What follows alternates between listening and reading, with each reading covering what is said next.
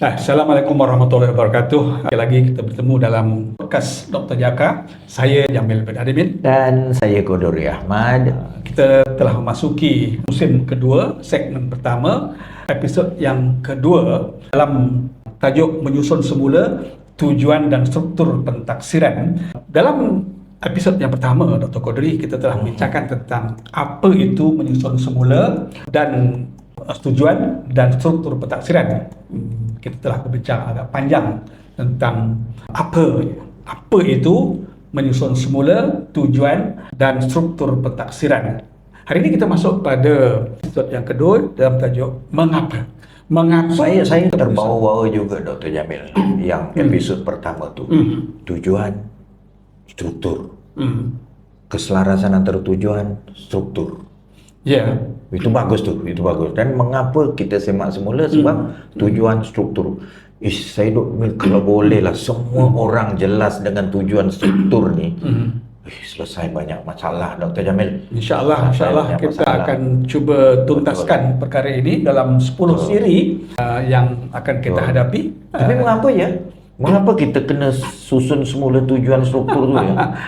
Mengapa Dr. Quduri? Mengapa ya? Kita susun begini. Susun yang kedua ni segmen 1 dalam tajuk menyusun semula tujuan dan struktur pentaksiran. Kita bagikan pula pada 2, 3 apa, mengapa dan bagaimana. Musim kedua juga segmen kedua nanti iaitu episod 4, 5 dan 6. Kita akan bercerita tentang memperkukuh pentaksiran berdasarkan sekolah. Memperkukuh pentaksiran berdasarkan sekolah PBS. Betul. Dan segmen yang ketiga nanti tajuk ialah pelaporan dan segmen persijilan. ketiga ialah pelaporan dan persijilan. Betul. Pada 4 siri insyaAllah. Jadi kita tetapkan insyaAllah 10 siri bagi musim kedua ni. Kita masih berada di segmen pertama. Masih lagi pertama. Kita nak pergi ke episod kedua. Episod kedua dengan meninjau mengapa perlu susun semula tujuan dan struktur pentaksiran. Dr. Jamil? Yes. Boleh tak saya sila mulakan. Tiga. Kunci dia 3 je. Orang lain mungkin ada banyak, tapi kita buat 3. Pertama, pengemasan. Okey, kena kemaskan. Kedua, pensejajaran. Itu gitu. Pensejajaran. Dan ketiga, pemerkasaan. Okey. Boleh ulang yang pertama tadi apa? Pengemasan. Kita nak kemaskan kerelevanan dan kecukup cakupan amalan pentaksiran. Relevance and representativeness. Itu kalau orang kata validity lah. Satu, kita kena kemaskan. All the time Dr. Jamal, kita kena kemaskan ni. Kemas sebab orang berubah, masa berubah. Kita pun mula-mula dulu Jamal kita muda, sekarang dah tua. Betul. So perlu ada usaha pengemasan dari semasa ke semasa. So untuk pengemasan tu kena ada susun semula. Satu. Betul. Yang kedua, kesejajaran. Jangan kita sendiri sejajar tak yang kita buat dengan perkembangan global. Perkembangan global. Sejajar tak dengan orang-orang lain? Orang lain tu sejajar ke tidak? Global macam mana? Singapura macam mana? UK macam mana? Australia macam mana? Contohnya dalam dunia antarabangsa kita telah diberitahu bahawa ada Incheon Declaration dan juga UNESCO. Incheon 2030. Dan UNESCO 2050. Takkan kita nak ketinggalan dengan mereka. Contohnya. Tapi yang ketiga yang kuat Dr. Jamal is memperkasakan dasar. Bukan bermakna kita selama ini kita tak perkasa, seolah-olah ada yang kata apa pula nanti selama ni kita tak perkasa ke? Betul. Selama ni kita tak bagus ke? Sebab ramai juga yang memberi pandangan, penilaian bahawa apa lagi nak susah-susah, sistem kita ni cukup baik dah. Kalau tidak tak lahir Dr. Quduri, Dr. Jamil. Betul. Dengan sistem yang lama tu. So itu kita tarik dengan orang yang telah melahirkan kita. Tapi kita tak perlu lahirkan orang ke tidak Dr. Jamil? Sudah pastilah. Sebab untuk continuous kita Kita berterima kasih kepada orang yang melahirkan kita, tapi kita juga perlu proaktif ke depan, Dr. Jamil. Ya, Itu betul. retrospektif. Tapi yang prospektifnya macam mana? Cuy, gitu tu. So, kita nak perkasakan dasar. Biar dasar itu, lah dasar yang 20 tahun dulu takkan nak guna sama saja, Dr. Jamil. Masa berubah, digital bertambah, IA datang, dasarnya sama saja. Oh ya, tak boleh. So, apa 3 perkara tadi, Dr. Jamil? Pengemasan, Mengemaskan kerelevanan. Okay, lepas tu mensejajarkan amalan dengan orang lain. Lepas tu yang ketiga ialah memperkasakan dasar. Cuba satu-satu dulu, teman. Ambil satu-satu. Kita ambil satu-satu. Kita tengok satu-satu lah. Pengemasan kerelevanan. Pengemasan kerelevanan. Kena relevan dengan apa, Dr. Jamil? Bagi saya relevan dengan tujuan tadi. Yeah. Tujuan ni mesti relevan dengan tujuan. Itu yang berkait tu. Ya. Kalau kita struktur begini, relevan tak dengan tujuan? Sebab kalau tujuannya lain, dalam episod yang lepas saya ceritakan tentang telinga tujuan begitu. Dia buat begitu, relevan ke tidak? Tak kemaslah kerelevanan. Dan benda tu boleh dikemaskan. Dan dia bila struktur tu, dia mesti ada hubung kait antara satu struktur dan struktur yang lain. Betul. Telinga, apa hubungannya dengan Betul. mata? Mesti ada hubungan kan? Mengapa telinga tu diletakkan kat mata kan? Betul. So, tujuan dan struktur tu lagi satu tu, teman, relevan tak dengan falsafah pendidikan kebangsaan? Betul. Kita dah cerita Kalau tak tujuannya relevan, ini, strukturnya ini. Cantik. Ada tujuan, ada struktur. Cantik. Tetapi pasal apa kena susun semula? Sebab di situ kita kena duduk dan kita kena tengok relevan tak dengan falsafah pendidikan kebangsaan. Contoh. Falsafah pendidikan kebangsaan ada menekankan 4, Dr. Jamil. Orang selalu sebut. JERI. Okey. Memperkembang potensi anak murid secara menyeluruh dan sepadu dari aspek jasmani, emosi, rohani, intelek. Kalau pentaksirannya cuma peperiksaan UPSR, relevan tak? Saya takut tak relevan. Mungkin relevan dengan intelek. Kerelevanannya rendah. Ya, betul. So, kita perlu pertingkatkan kerelevanan. Bila relevan rendah, kesahannya juga rendah. Hebat. Sebab aspek yang perlu dijaga dalam pentaksiran itu, kesahan ialah relevance. Relevan satu ya representativeness. Cukup tak cukup? Itu represent. Ya. Jadi relevan tu betul. Kemudian kecukup-cakupan tu cukup. So ada 2 perkara. Satu betul, yang kedua cukup. Dan hal ini lah yang menyebabkan, because now we are talking about why kan, kita tanya mengapa perlu susun semula tujuan dan struktur. Pertama, tengok kerelevanan. Relevan ni bahasa Melayunya apa, Dr. Jamil? Kan orang kata relevan. Melayunya apa? Melayunya apa? Berkaitan ke tidak? Berkaitan. Relevan ni berkaitan. Keberkaitan. Berkaitan atau tidak? Tapi kita gunakan relevan sebenarnya. Relevan kan. Okey, kita nak relevan ini relevan tak dengan apa yang dunia buat sekarang? Itu pun satu. Katalah dunia nak kompetensi, kita hanya buat akademik pencapaian. Relevan tak? Relevan lah jadinya. Dan dia tak relevan dengan FPK nanti. FPK pengembangan potensi secara menyeluruh. Holistik. Dan ada satu lagi. Seimbang, Dr. Jamil. Seimbang. Dia walau menyeluruh tu, tapi kalau kembung sini kecut pun tak jadi juga. Seimbang. Yang seimbang. Maknanya budak yang tak boleh membaca dan menulis itu tapi main badminton pandai, dikira hebat juga perkembangannya. Jangan perkecilkan dia. Perkecilkan dia. So okey. So kalau itu kita balik pada tujuan dan struktur tadi. Sebab sekarang ni kita tengok mengapa susun semula tujuan struktur. So yang pertama, kita memperkemaskan kerelevanan. Contoh, dah ada 4 Dr. Jamil. Dah ada 4. Apa? Jasmani ada, emosi ada, rohani ada, intelek ada, tapi tak seimbang. Kena susun semula. Kena susun semula. Kena susun semula. Ada. Bila kata ada. Tetapi kebanyakannya intelek je Dr. Jamil. 80% intelek, yang ni 5% saja. Tak jadi kan? Jadi. Satu lagi, kalau boleh saya bawakan di sini, mengapa kita perlu susun semula tujuan dan struktur. Tujuan struktur itu ialah dulu kita dah cerita pentaksiran ini secara global.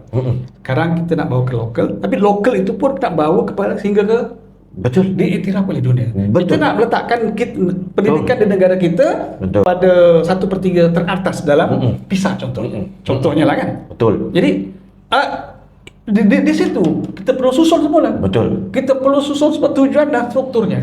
Makna lokal ke global tu gini. Saya selalu kok tak selesa tau. Bila kata kita ikut Finland, kita ikut England, saya kok tak selesa Dr. Jamil. Tak selesa ya? Tak selesa. Sebab kan kita pun entiti pendidikannya yang kita bukan tu asyik-asyik ini pentaksiran ni kita ikut Finland. Saya kok tak selesa. Apa salahnya kita buat dan kita campak ke dunia sehingga Finland pun acknowledge kita. So pendekatan kita buat tidak? Kita punya, kita campak ke global. Sebab kita tidak boleh terus mengatakan kita ni negara ketiga, kita tak boleh bersaing, kita tak boleh melahirkan, dan kita pun kena merdeka. Saya ingat lagi Ibnu Khaldun pesan tu kan, jangan jadi orang-orang yang dijajah tu sampai bila-bila.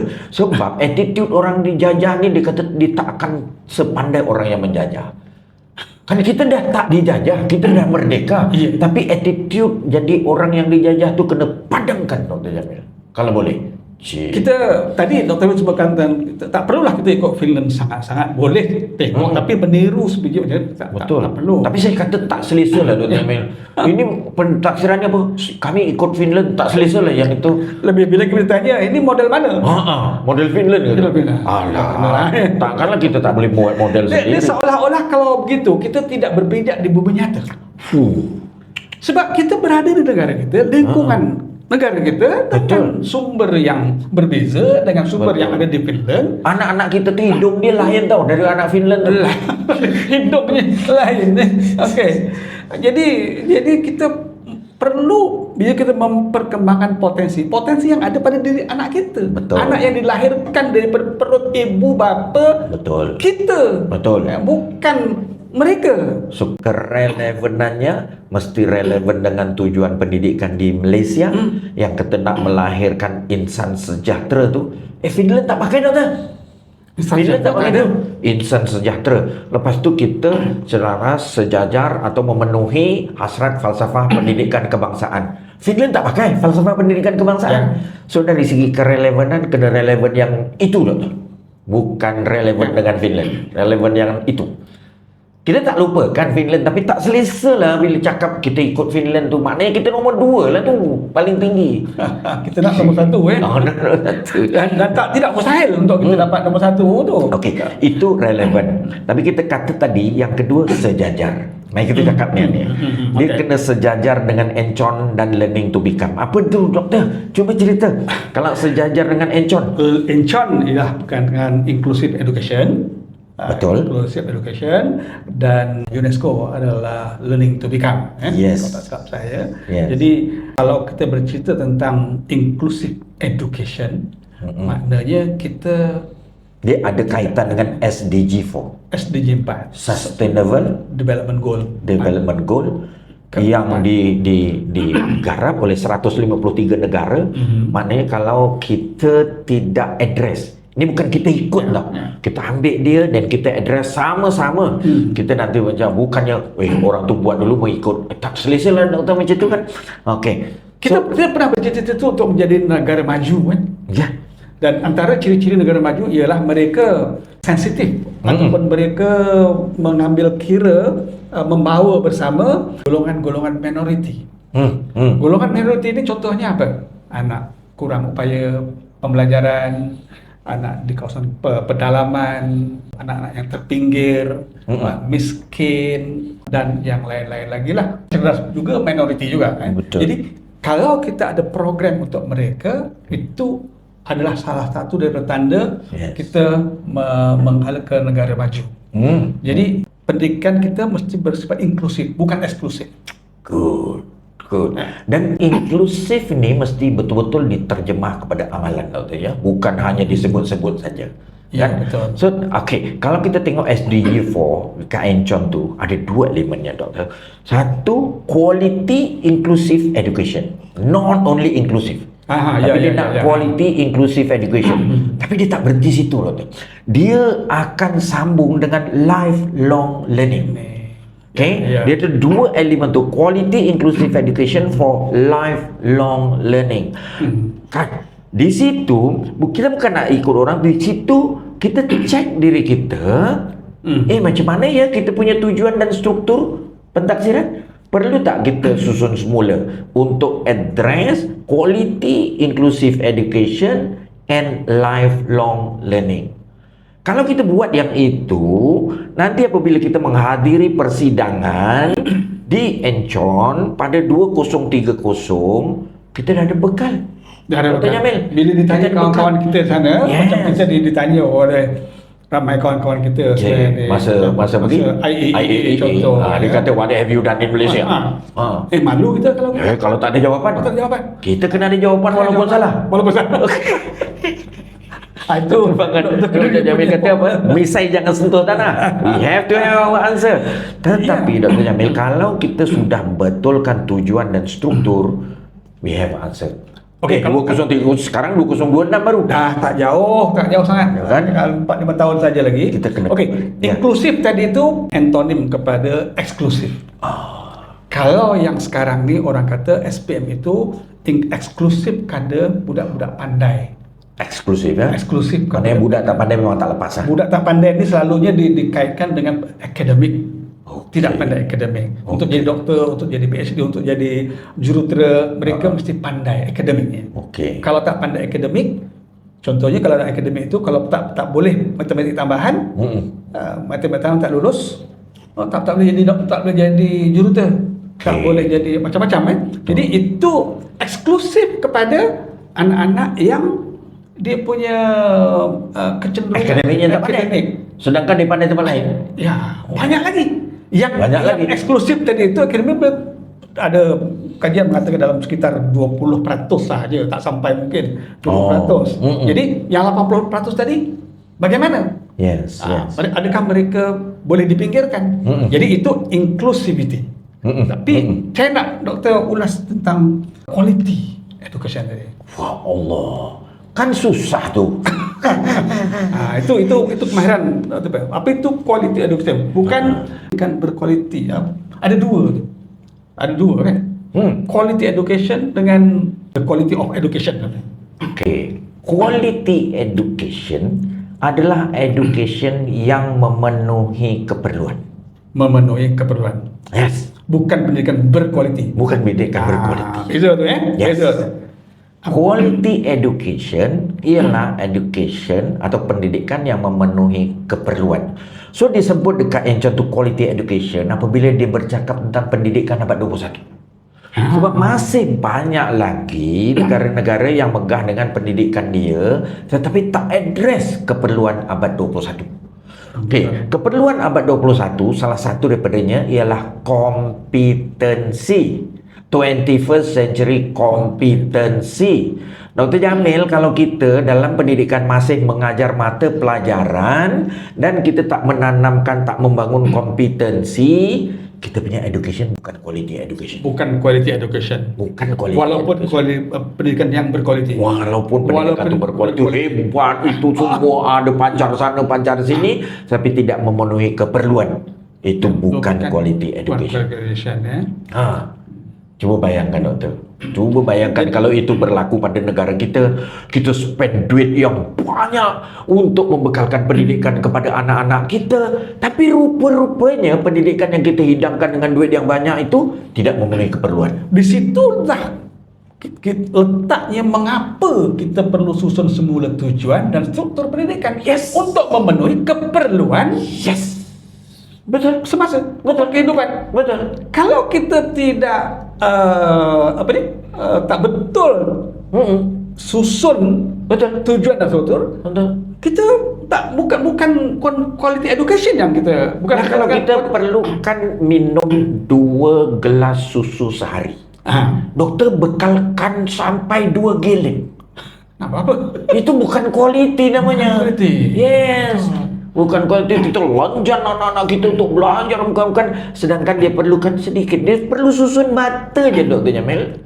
Okey, sekarang ni contoh. Sekarang ni AI kan. Ya. Kita hantar anak kita untuk belajar AI 3 tahun. Sedangkan AI 28 jam boleh dapat sijil dan boleh dapat kerja. AI-nya tu 28 jam je, doktor. Perlukah kita hantar anak kita ke universiti sampai 3 tahun untuk belajar AI? Contoh. So itu dia, kalau kita boleh mengisi keperluan, that's quality. Betul. Dan di sana bukan quality saja, quality inclusive education yang doktor cakap tadi. Inclusive maknanya education, bila kita nak buat pendidikan untuk golongan minoriti, bukan hanya sekadar asal buat. Betul. Mesti Betul. quality. Memenuhi keperluan yang ramai itu. Bukan memenuhi keperluan yang sedikit tu. Ya. Betul. Tiba-tiba dapat doktornya mana? Itu. Okay. So kita kena ingatkan diri kita dan rakan-rakan, itu 2030 doktor Jamil. 2030. So adakah kita sejajar dengan quality inclusive education 2030? So kalau tidak, kita kena susun semula tujuan dan struktur pentaksiran kita. Ya. Dan kalau kita masuk pula UNESCO 2050, itu lagi itu satu. macam mana kita Itu lagi satu. 2050 UNESCO dah buat. Negara-negara dah bagi input. Tujuan kita is learning to become. Bukan learning to become with the world lagi. Maknanya dia akan menjadi orang yang berguna kepada dunia. Macam mana kita boleh jadi orang yang bermanfaat kepada dunia? Islamik tak, doktor?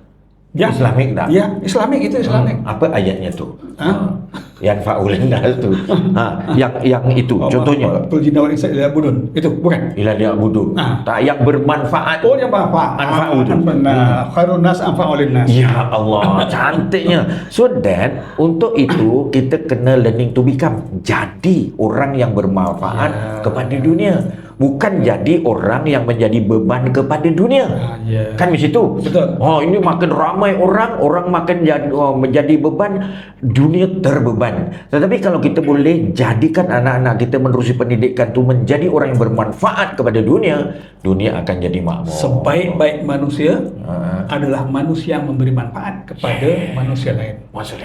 Dunia. Yes. Khairun nas anfa'u lin nas.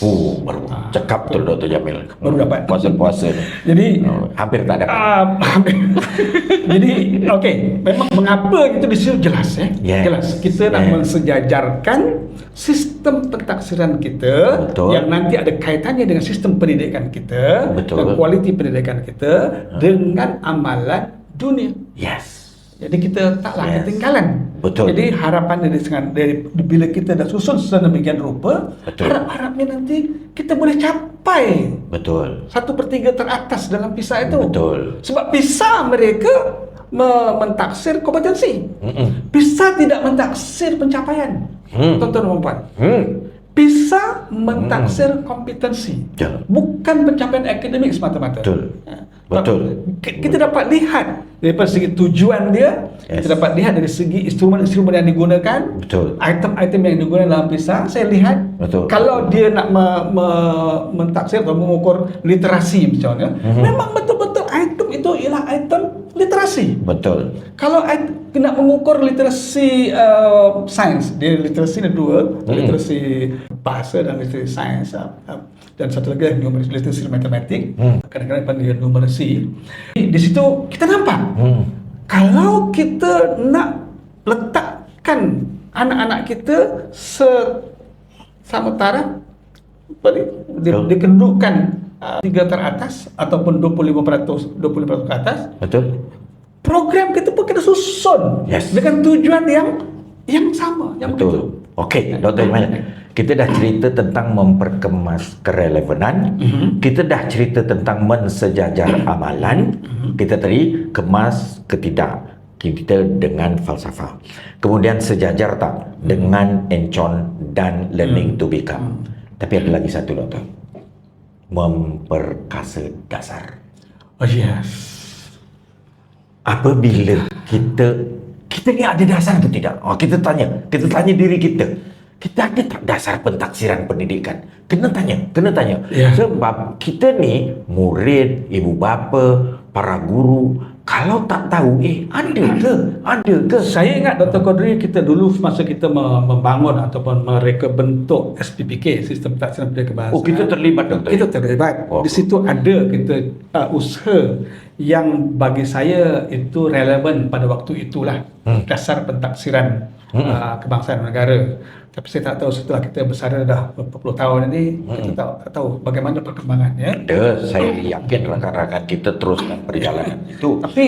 Tapi dasar itu mungkin sesuai pada waktu itu. Yes. Masa itu kita belum lagi cerita pasal Incheon, belum cerita pasal UNESCO. Belum.